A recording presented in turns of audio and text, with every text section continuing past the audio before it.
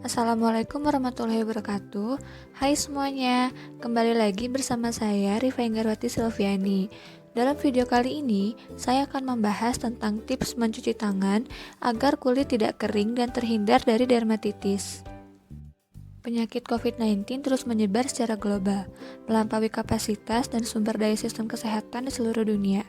Vaksin belum meningkat, dan langkah-langkah pencegahan adalah pendekatan yang saat ini dilakukan untuk menahan transmisi kasus. Virus ini menular melalui jalur pernafasan atau tetesan dari orang yang terinfeksi, lalu tersebar luas dengan batuk atau bersin, dan melalui kontak dengan permukaan yang terkontaminasi. Penyebarannya bisa dikurangi melalui praktik mencuci tangan dengan menggunakan sabun lalu dibilas dengan air.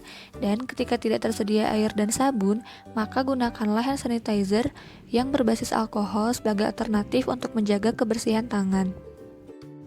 Akan tetapi, jika kita terlalu sering mencuci tangan dengan menyiratkan paparan air yang berkepanjangan dan bahan kimia atau bahan fisik lainnya, dapat menyebabkan beberapa perubahan patofisiologis seperti gangguan penghalang epidermal, gangguan keratinosit, pelepasan sitokin proinflamasi, aktivasi dari sistem kekebalan kulit, dan reaksi hipersensitivitas tipe lambat. Contohnya seperti ini, dan bahkan dapat menyebabkan dermatitis. Apa itu dermatitis? Dermatitis adalah peradangan kulit yang ditandai dengan ruam gatal kemerahan yang timbul akibat iritasi setelah kontak langsung dengan zat tertentu atau akibat reaksi alergi terhadap zat tertentu. Jenis-jenis dermatitis yaitu yang pertama adalah dermatitis atopik atau eksim.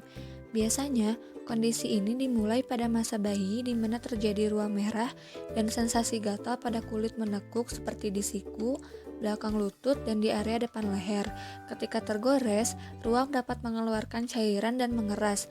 Biasanya, pemicu dari dermatitis atopik adalah penggunaan sabun ataupun deterjen yang tidak sesuai, lalu stres, kelembapan rendah, cuaca dingin, serta pemicu-pemicu yang sifatnya lebih personal.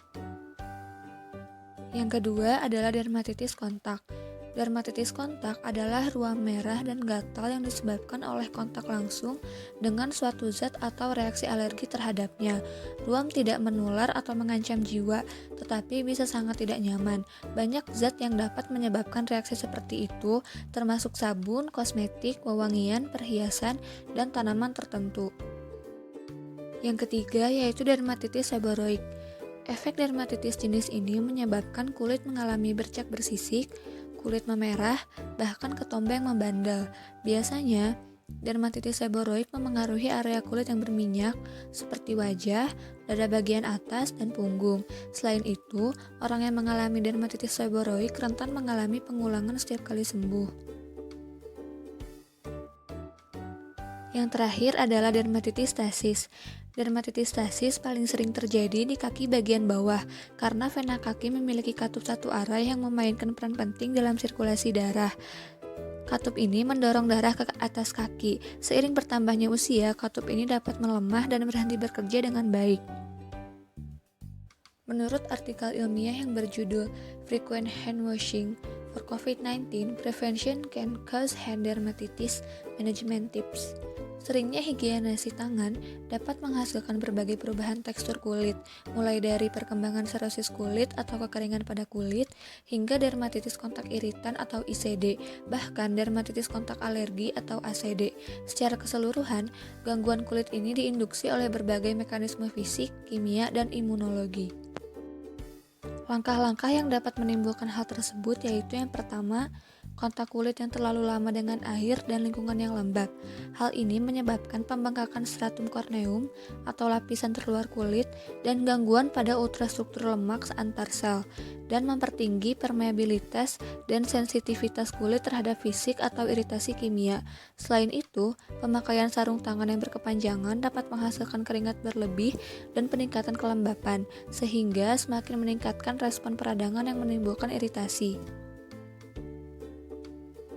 Yang kedua, penggunaan sabun, surfaktan, deterjen, atau pelarut secara berulang. Zat ini digunakan untuk pembersihan rumah tangga dengan iritasi yang lemah. Meski demikian, paparan zat ini secara berulang dapat menyebabkan ICD kumulatif kronis, karena dapat menghilangkan lipid di permukaan kulit, merusak protein kulit, denaturasi keratin epidermal, dan bahkan menginduksi perubahan membran sel keratinosit. Yang ketiga adalah penggunaan hand sanitizer berbasis alkohol secara berulang.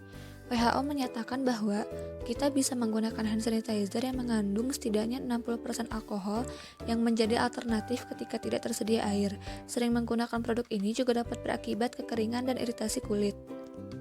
Selanjutnya, apa itu alkohol? Alkohol adalah istilah yang umum untuk senyawa organik apapun yang memiliki gugus hidroksiloamin yang terikat pada atom karbon, yang ia sendiri terikat pada atom hidrogen dan atau atom karbon lain. Kenapa alkohol dapat membuat kulit menjadi kering? Karena alkohol memiliki sifat higroskopik yang bekerja mengekstrak air dari kulit dan membuatnya terasa kering.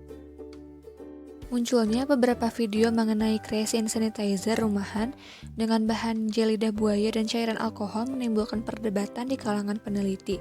Dikutip dari wartakota.tribunnews.com, peneliti kimia dari Lembaga Ilmu Pendidikan Indonesia menjelaskan penggunaan alkohol dengan kadar di atas 70% tidak disarankan.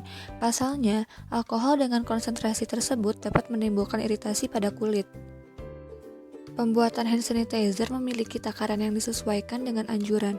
Hand sanitizer juga berisi beberapa komposisi campuran bahan kimia lainnya yang memiliki fungsi serta kegunaan masing-masing, dengan catatan bahwa kulit setiap orang sifatnya berbeda-beda jika terpapar bahan kimia. Ada yang sensitif dan tahan terhadap bahan kimia. Adapun yang perlu diperhatikan dalam pembuatan hand sanitizer ini diantaranya bahan-bahan dan komposisi harus sesuai dengan bahan farmasi atau kosmetik. Alkohol yang digunakan memiliki standar food grade, mengikuti bahan-bahan yang dianjurkan, serta mematuhi proses pembuatannya. Beberapa bahan dasar pembuatan hand sanitizer adalah surfaktan, emulsion gel agent, gliserin, dan alkohol 70%. Bisa juga ditambahkan aroma pewangi untuk menghasilkan aroma pada hand sanitizer.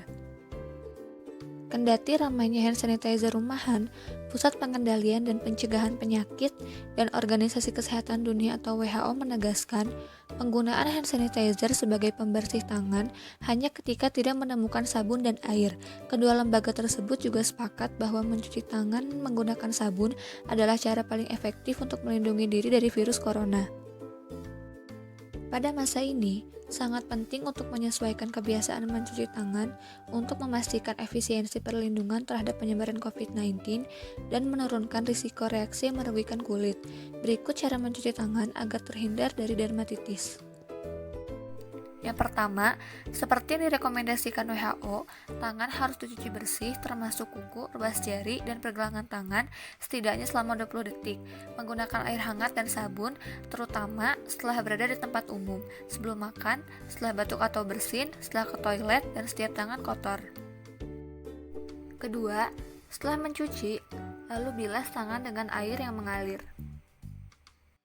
Ketiga, menerapkan produk perawatan kulit seperti pelembab setelah mencuci tangan adalah langkah yang penting dalam menjaga kulit untuk mencegah reaksi kulit abnormal lebih lanjut.